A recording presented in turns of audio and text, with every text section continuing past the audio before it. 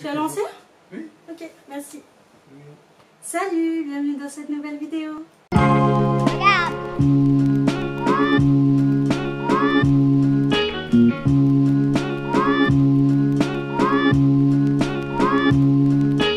Je vous retrouve aujourd'hui pour une vidéo blabla et plus précisément on va parler de coiffure. Pour celles qui ne savent pas, je suis coiffeuse de métier. Je me suis dit pourquoi pas essayer d'en parler un petit peu sur ma chaîne. Je vous ai sondé sur Instagram pour vous demander un peu quelles étaient vos idées reçues, vos remarques ou vos questions au sujet de la coiffure. Donc j'ai noté tout ça et je vais faire mon possible pour y répondre du mieux que je peux. Pour qu'on s'y retrouve, j'ai essayé de classer les réponses que j'ai reçues en différentes catégories. Donc on aura en premier lieu les idées reçues, en second lieu on aura les questions et pour finir les remarques que vous aviez à faire ou qu'on a déjà pu vous faire dans le cadre de la coiffure quoi. C'est parti. On commence avec la première idée reçue et celle-là c'est bien évidemment la plus célèbre. Quand on demande au coiffeur de couper les pointes, il coupe toujours trop. Oui, c'est vrai et c'est faux. Je m'explique. C'est vrai que dans les 6 ans de carrière entre guillemets que j'ai pu avoir, j'ai souvent croisé des coiffeurs, des professionnels qui étaient gourmands comme j'aime le dire. Il y a plusieurs raisons. Premièrement, en tant que coiffeur, souvent c'est un crève-cœur quand quelqu'un arrive et demande je veux couper 0,3 cm, je veux rien faire d'autre, un shampoing et c'est tout. Et c'est pas l'occasion vraiment pour nous d'exprimer notre savoir-faire, etc.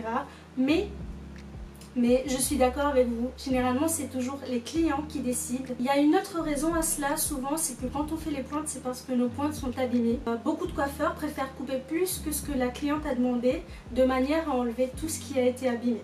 Je suis d'accord, c'est pas forcément fair play dans la mesure où c'est quand même la cliente qui décide de la longueur qu'elle souhaite enlever. Dites-vous que c'est pour votre bien.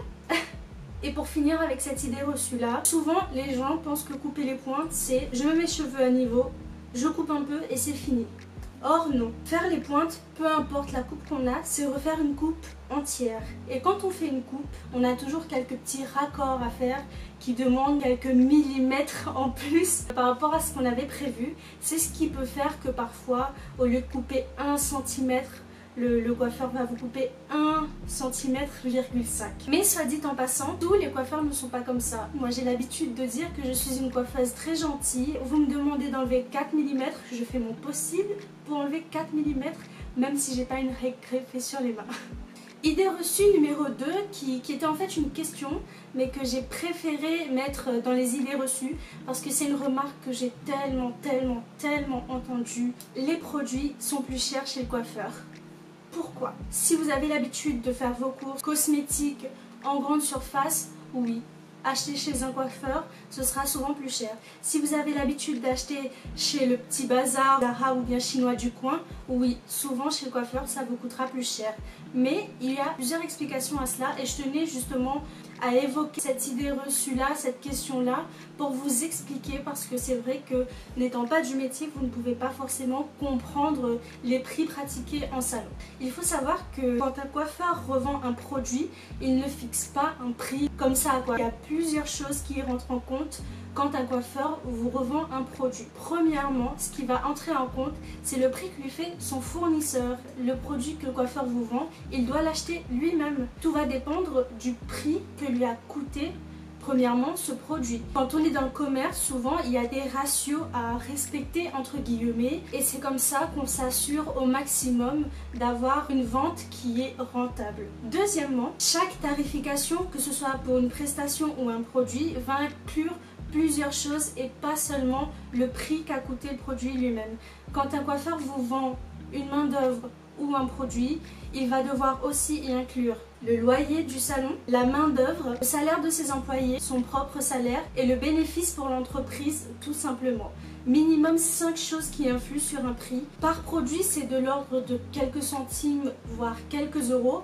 Néanmoins, ce n'est pas négligeable et si on veut s'assurer que le produit est réellement rentable dans sa totalité, on est obligé de vous le vendre plus cher que ce qu'on l'a acheté. C'est en même temps, j'ai envie de vous dire, c'est la loi du commerce. J'ai déjà vu quelqu'un qui était choqué qu'un commerce lui vende un produit plus cher que ce qu'il a acheté.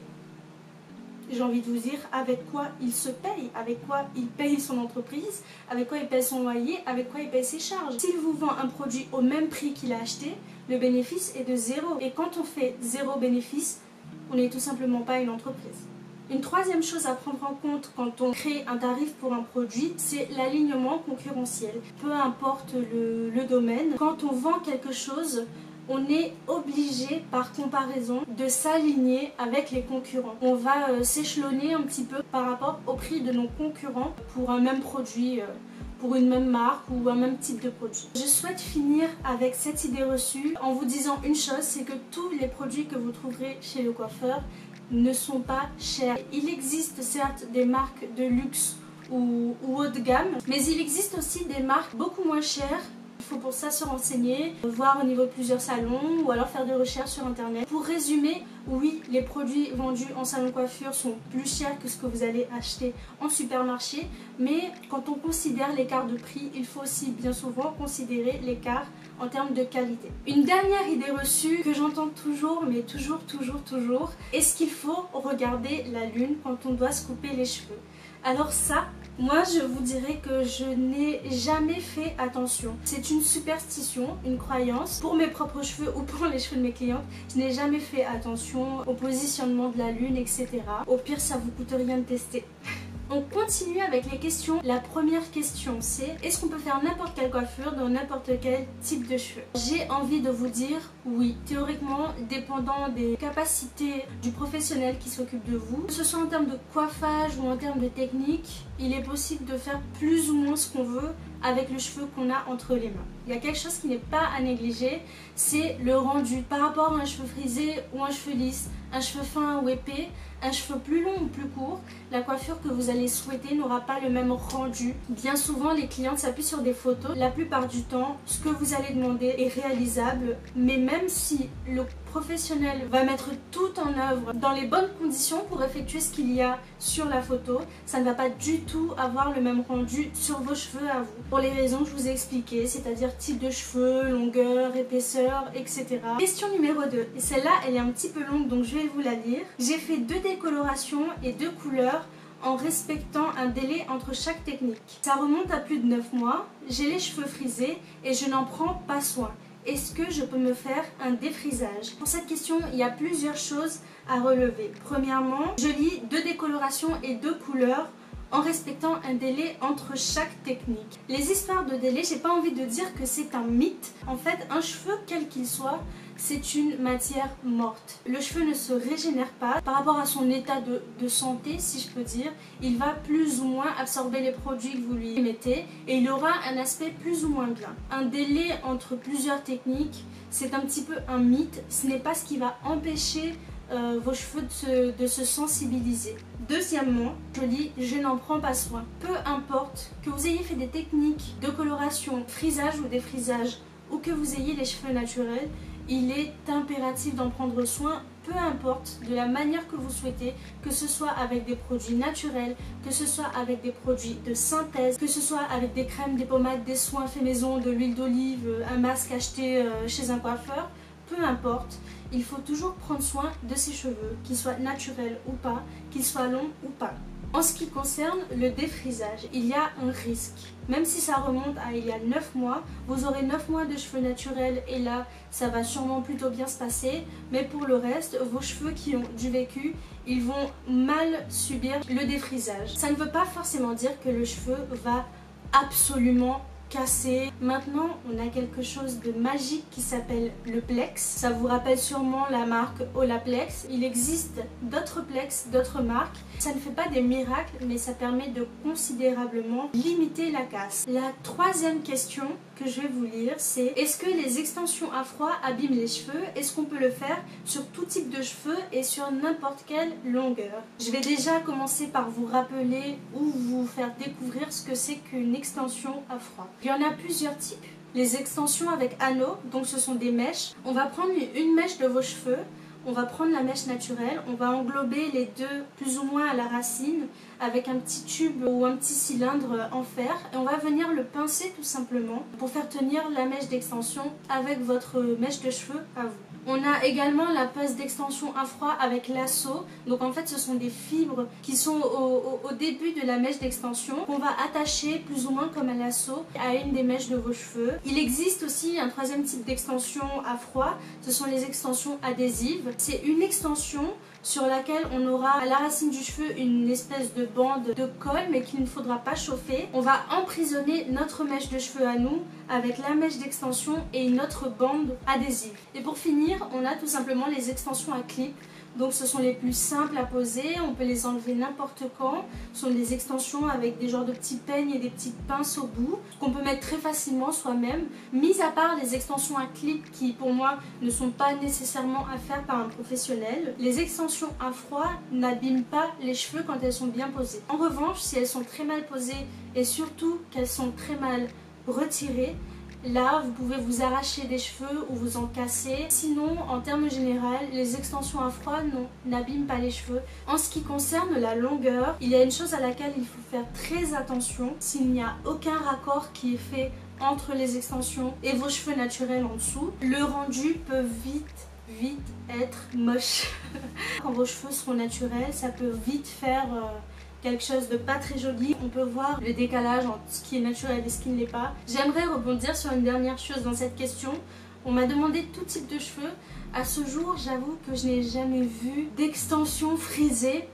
Bon, j'ai envie de dire, est-ce qu'il y a vraiment une demande par rapport à ça? Je sais pas. Je conclus avec cette question pour dire que non. Généralement, quand c'est bien appliqué et quand c'est retiré délicatement, ça n'abîme pas les cheveux. Question numéro 4. Comment protéger un lissage, un brushing de l'humidité? C'est une question compliquée et qu'on pose souvent. La fibre capillaire, elle est par nature sensible à la chaleur humide. Votre cheveu va naturellement changer au contact de cette chaleur humide. Dans ce cas-là, on peut limiter la sensibilité du cheveu à l'aide de produits lissants. Donc souvent, ce sont des produits à mettre sur cheveux mouillés, mais qui ne vont pas être miraculeux en fait. Éventuellement, ce que vous pouvez faire, ce sont des lissages brésiliens ou des blindages. Tous les lissages brésiliens ne vont pas raidir vos cheveux, cela dépend des marques. C'est vrai que c'est une technique qui est assez coûteuse, c'est pour ça que je conseille en parallèle le blindage. C'est plus ou moins la même technique, mais avec un coût beaucoup moindre puisque le produit à l'achat pour le professionnel est beaucoup moins cher tout simplement. Éventuellement faire une technique comme le blindage qui pourrait faciliter le brushing et donc la tenue du brushing. Question numéro 5. Comment maintenir sa longueur de cheveux? Les garder en bonne santé, comment éviter de les couper? Généralement, quelqu'un qui n'est pas du métier va prendre un cheveu sec pour un cheveu abîmé. C'est vraiment deux notions différentes. C'est comme pour la peau quoi, une peau sèche ne va pas forcément être abîmée. C'est pareil pour les cheveux. Pourquoi je vous parle de ça? Parce que bien souvent, j'avais des clientes qui venaient me voir pour se faire couper les cheveux pensant qu'elles avaient les cheveux abîmés. Or, elles avaient simplement le cheveu sec. Elles le coupaient pour rien entre guillemets parce qu'il suffisait d'apporter de l'hydratation aux cheveux. Pour certains types de cheveux, comme les cheveux frisés, le fait d'être sec, c'est dans sa nature en fait. Il y a des cheveux qui sont tout simplement naturellement secs. On peut parfois trouver des produits qui vont pallier à ça en profondeur et visuellement. Le souci c'est que visuellement, on s'attend toujours à avoir un cheveu comme quand il est mouillé. Ce n'est pas forcément possible. Quelquefois, on peut avoir un cheveu bien nourri, bien hydraté, mais d'aspect sec. Ça ne veut pas forcément dire qu'il est trop sec, ça ne veut pas forcément dire qu'il est abîmé et donc ça ne veut pas forcément dire qu'il faut le couper. Donc dans un premier temps, il faut vraiment apprendre à distinguer ça. Sinon, pour répondre à la question comment éviter de les couper pour les garder en bonne santé, etc., il faut prendre soin de ses cheveux. Il faut s'en occuper avec délicatesse. Pour les cheveux frisés, vous pouvez utiliser des bonnets en satin, des thés d'oreiller en satin. Vous pouvez utiliser des produits un petit peu plus riches, les hydrater tous les jours avec un produit un petit peu plus léger. Vous pouvez vous faire des coiffures protectrices comme les tresses, les tissages, etc. Pour les coiffures protectrices, on entend un petit peu de tout et son contraire. Quand c'est bien fait, il n'y a pas de risque. Des tresses, quand c'est bien fait, avec des produits qui n'assèchent pas les cheveux, quand elles sont retirées avec délicatesse et qu'on s'en occupe bien après, il n'y a pas de risque. Tout est une question de la manière dont on va traiter les cheveux et des produits qu'on va utiliser. Donc je dirais ça, il faut en prendre soin quotidiennement et pas faire un masque dans le mois. Ça, je tiens à insister, faire un masque dans le mois, ce n'est pas prendre soin de ses cheveux. Un cheveu, on le soigne après chaque shampoing. Un shampoing, il a une fonction qui reste la détergence. Il est là pour enlever la saleté et quand on vient enlever la saleté, on remet le cheveu à nu entre guillemets. Au niveau des racines, on bénéficie de tous les nutriments qu'il faut avec le sébum. Mais ça n'est nourri par rien. Le sébum n'arrive pas jusque là quand on a des longs cheveux. Il faut absolument soigner ça. Pour tout ce qui est longueur et pointe, il faut soigner dès qu'on va laver ses cheveux. Après, on a un autre type de pointe fourchue et là ça s'adresse parfois à des cheveux qui sont naturels et bien traités, c'est la trichoptilose ou la trichoclasie. On va dire que ça c'est un brin de cheveux. Lorsqu'on a la trichoptilose ou la trichoclasie, en fait tout simplement la pointe, au lieu d'être bien uniforme et bien saine, elle va tout simplement se séparer soit en deux, soit en trois, en quatre. Elle va donner un aspect de pointe fourchue. Malheureusement, il n'y a pas à ce jour de remède contre ça. On peut essayer de les soigner, de faire des soins profonds ou des soins plus légers, mais quand on a des cheveux qui sont sujets à ça, généralement ça revient automatiquement et là on peut passer son temps à les couper. Le cheveu va quand même finir par se fissurer dans sa longueur. Question numéro 6, comment trouver une routine adaptée? Il n'y a pas forcément de secret ni de miracle non plus. La base, premièrement, c'est de connaître son type de cheveux et de cuir chevelu. Ce sont deux choses qu'il faut apprendre à distinguer. Le cuir chevelu et le cheveu n'ont pas à être traités de la même manière. Un cuir chevelu peut être gras tandis qu'un cheveu peut lui être sec. Donc le cheveu que vous aurez là qui est en contact avec le cuir chevelu, lui aura un aspect gras parce que le cuir chevelu lui aura procuré de la graisse, mais sur la longueur et sur les pointes, le cheveu peut être sec. A contrario, on peut avoir un cuir chevelu très sec et un cheveu sain, ou un cuir chevelu très sec et un cheveu sec. Quand on se rend compte qu'on a un cuir chevelu gras, surtout ne pas prendre un produit trop détergent, mais prendre un shampoing qui est doux, qui va enlever la graisse et la saleté en douceur. Mais ce qui va jouer, ce qui est le plus important, c'est de ne pas lui apporter davantage de gras. Parce qu'on dit souvent que si mon cheveu graisse, c'est qu'il a besoin de graisse. Donc je vais lui en apporter, comme ça il en produira moins automatiquement. Ce n'est pas forcément le cas. Ce qu'il faut savoir, c'est que le cuir chevelu, tout comme le reste de la peau, agit en fonction de ce qu'on mange, de ce qu'on boit, de l'environnement, des hormones, etc. Ça agit en fonction de plein de trucs.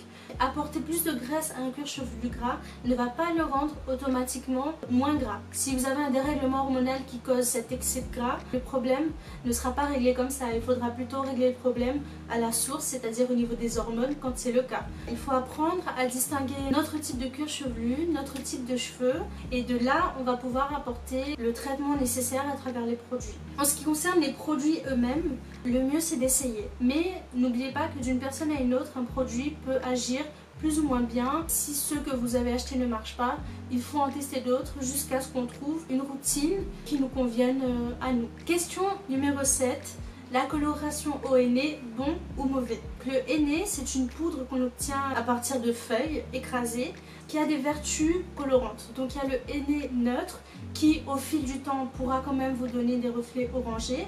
On a le henné orange et le henné indigo qui aura plus un reflet bleu-noir. Comme tout produit, le henné présente des avantages et des inconvénients. Les avantages, c'est que premièrement, ça gaine le cheveu. Donc pour un cheveu qui est un peu fin, trop souple et un peu mou, on aura un cheveu qui aura un plus bel aspect. Ça a plein de propriétés antifongiques, donc c'est bien pour les pellicules par exemple. C'est assainissant, c'est astringent pour le cuir chevelu. Ça absorbe le sébum aussi, donc c'est bien pour les cheveux qui ont tendance à être un petit peu gras, mais présente aussi différents inconvénients. Donc le premier inconvénient, ça va être la difficulté à maîtriser la coloration au henné. Effectivement, si vous prenez vraiment du henné naturel, il faut savoir qu'il y a plusieurs mélanges à faire, plusieurs temps de pause qu'il faut vraiment maîtriser. On peut se retrouver avec des reflets un petit peu indésirables, etc. Deuxièmement, cet effet un petit peu gainant dont on vantait les mérites tout à l'heure, ça peut au contraire être un inconvénient pour certains types de cheveux. Donc pour un cheveu qui est déjà sec et très gainé, l'effet gainant et absorbant le sébum va assécher encore plus un cheveu qui est déjà sec. Ensuite, il faut savoir que la coloration au henné est irréversible. Donc c'est un produit naturel, oui, mais il pénètre tellement en profondeur dans le cheveu et il gagne tellement le cheveu que son effet est irréversible tout simplement. Et ce qui va être compliqué, c'est que la coloration au henné n'est pas compatible avec la coloration d'oxydation qui est généralement le type de coloration qu'on fait chez les coiffeurs ou qui se présente dans les supermarchés avec des boîtes, etc. Coloration et décoloration ne sont pas compatibles avec le henné. Donc si vous avez fait du henné et que vous n'aimez pas son résultat, il va être compliqué de changer la couleur que vous avez. Si vous faites une coloration haut henné, assurez-vous qu'elle est compatible avec votre type de cheveux et surtout soyez sûr de la couleur que vous choisissez parce qu'il n'y a pas moyen de rattraper les dégâts. Aussi, un effet indésirable que j'ai découvert en faisant quelques petites recherches sur le henné pour les cheveux frisés. Faire du henné sur le long terme peut détendre vos boucles petit à petit. Question numéro 8, qu'est-ce qu'on met dans les cheveux pour qu'ils soient joliment bouclés et sans frisottis? C'est une question qui est assez compliquée dans le sens où tout le monde n'a pas le même type de boucle et le même type de frisottis. Tout le monde n'a pas les frisottis placés au même endroit, etc.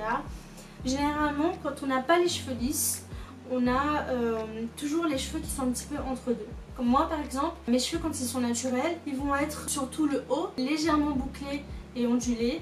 Et les mèches du dessous là qui se retrouvent ici, elles vont être très bouclées, voire frisées. C'est toujours un petit peu compliqué quand on a des cheveux comme ça entre deux.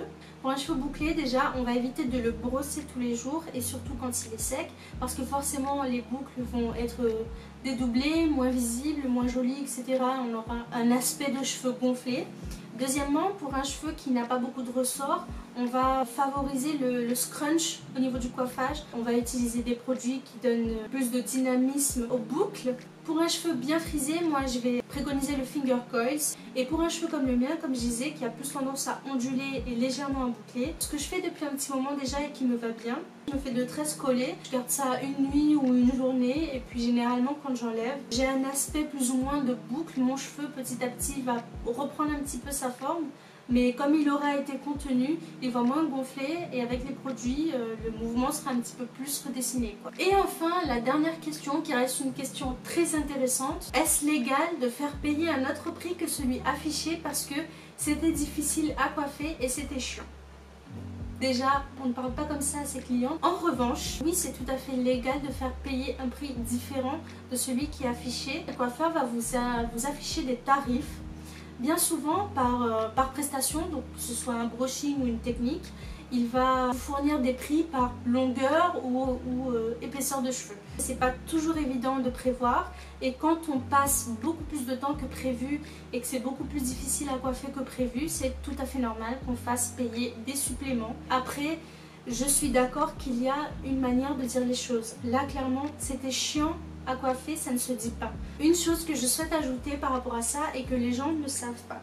Comme je le disais, peu importe tout le savoir qu'on peut avoir en tant que coiffeur, peu importe toute l'expérience qu'on a pu acquérir, quelquefois il y a des réactions qui sont impossibles à prévoir. Sachez qu'un coiffeur, légalement, et c'est un texte que je vais essayer de trouver et de vous mettre dans la description pour que vous le voyez, un coiffeur, un professionnel de la coiffure n'a pas obligation de résultat envers ses clientes. Il a obligation de mettre en œuvre tous les moyens qui sont en sa possession pour essayer de répondre aux désirs de la cliente, mais il n'a aucunement obligation de résultat. Je conçois, on a un résultat qui est différent de celui qu'on voulait, c'est chiant de payer, néanmoins vous avez coûté au coiffeur du temps, des produits, de la main d'œuvre, même si le résultat n'est pas celui escompté, tout travail mérite salaire. Après, il est dans le devoir du professionnel de vous prévenir de ces choses-là. On va finir avec les remarques. Donc là, je n'en ai eu que 2, mais elles restent néanmoins intéressantes. C'est dur d'entretenir les cheveux colorés. En ce moment, les miens sont bleus et verts, c'est la catastrophe. Les couleurs bleues et vertes, c'est à mon sens les 2 couleurs les plus difficiles à entretenir. Les soins pigmentants sont bien pour ça. Après, c'est vrai que dépendant de la disposition des couleurs, c'est pas forcément évident de le faire à la maison. Deuxième remarque pour finir cette vidéo, un jour on m'a dit démêlez vos boucles avant de venir car on n'a pas à le faire pour vous. Et ben si, on est là pour manipuler les cheveux. J'ai déjà eu des clientes qui venaient avec des cheveux, mais alors là, mais avec des quotas, des trucs qu'elles n'ont pas démêlés depuis 3 semaines. C'est chiant, oui, mais c'est à moi de le faire parce que je suis payée pour. Si tu viens me coiffer chez moi, ben c'est à moi de préparer le terrain, quoi. C'est comme si un agriculteur achetait une terre, achetait un terrain et voulait planter tout de suite en mode moi j'achète le terrain mais il faut qu'il soit labouré avant sinon je peux pas planter mes trucs. What the fuck? Non, t'achètes ton terrain, tu le laboures et ensuite tu plantes. C'est pareil pour les cheveux. Je sais, j'ai des comparaisons un peu cheloues. Bref, c'est tout pour aujourd'hui. J'espère que cette vidéo vous aura plu, qu'elle vous aura servi, qu'elle vous aura été utile. Merci beaucoup de m'avoir regardé et je vous dis à bientôt pour une prochaine vidéo. It was over.